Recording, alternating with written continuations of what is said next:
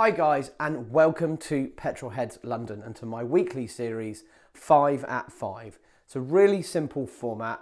It's Wednesday, it's 5 p.m. and here's 5 minutes with me, Tom from Petrolheads London. If you don't know me already, please remember to go over and subscribe to my channel to lots more car and bike content. However, let's get on with today's. First of all, I want to talk to you about a video I've got up and coming, so apologies if you are following me that the video was supposed to go live last week, got delayed and is now on Friday, which is with a Lotus Evora. Please watch this. This is one hell of a car, and man did I enjoy it. So head over Friday to check out that one. Also, first shout out this week was to Victor Alvear, I think it is. So thank you very much for your first comment. Please remember, the first person to comment on today's video will get a shout out in next week's 5 at 5. Next thing for me to talk about, I just want to talk about, there are some kind of current topics I want to address, but today also around some of my other videos. So modding the F Type. This has been a relatively controversial video. I've had a few comments around this. Now, the interesting one was saying it was like taking a crayon to a Rembrandt, I think. And do you know what? I think the reaction really reflects the reaction I get in public to this car, is that, and probably what made me fall in love with it in the first place. So yes, I believe it's a beautiful car. No, I don't want to modify it to the point where I'm changing the design ethics of it. And I think where I've come to is that what I'd like to do is dechrome a lot of the car. Wheel spacers, I'm still unsure about this. I'm going to keep looking into it.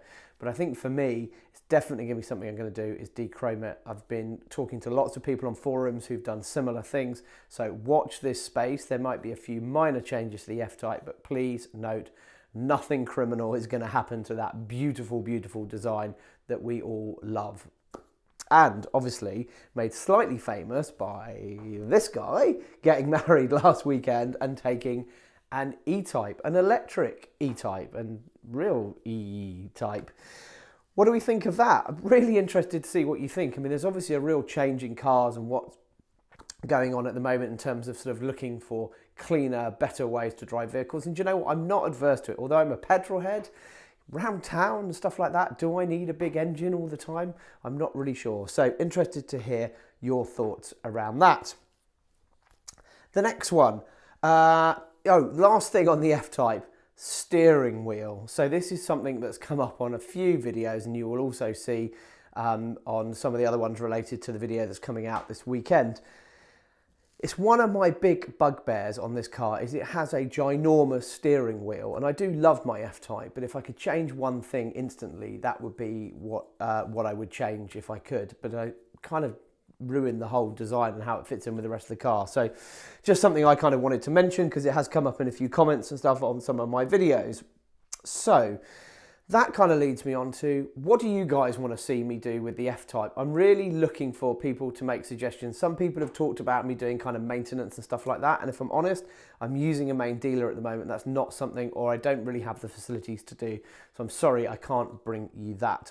The other thing I want to talk to you about today is bike vlogs, and this is going to lead me into some current news around biking. Now, it's not something I've done a lot of, and I don't really want to emulate a lot of those guys out there. I'm trying to show people around the journey with my bike. I am planning a big European trip, and I'm thinking about doing a few vlogs as a special series as part of that, and keen to see what you guys think about that. Finally today, Moto GP France, Crutchlow's crash. Now look, we've all seen some big crashes over time in motorcycling, especially if you look at films like Close to the Edge from the TT and stuff like that. But this was one hell of a crash, and he got up from this and he was then certified to race. I think what it shows you is actually with a lot of the safety equipment and stuff you have today, and I've not talked much about this in some of my Petrolheads guide to, but might do, is where you have the correct protection in there. So stuff like D30, and there are other versions of that. It is amazing at shock absorbing, and actually the protection which it offers you. I mean, these guys are also on a track, so the one thing they have to their advantage is they don't have a lot of things to run into, I suppose, except other riders, which does happen. But still, remarkable to see him come off that high side and go on to race. So anyway, that was my quick 5 at 5 from Petrolheads London. Please remember to like and give me a subscribe if you haven't already for plenty more content to come. And also remember, first in the comments, we'll get a shout out in next week's video. Take care. Cheers.